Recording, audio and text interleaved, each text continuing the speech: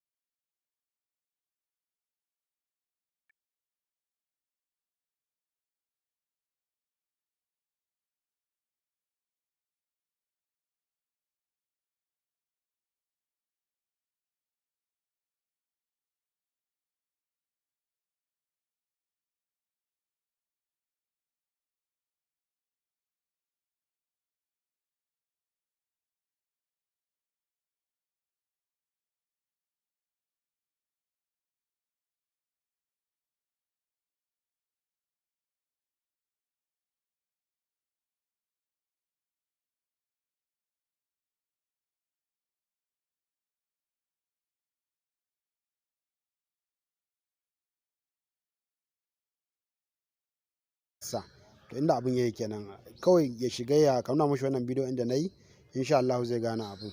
Sai na ji ka.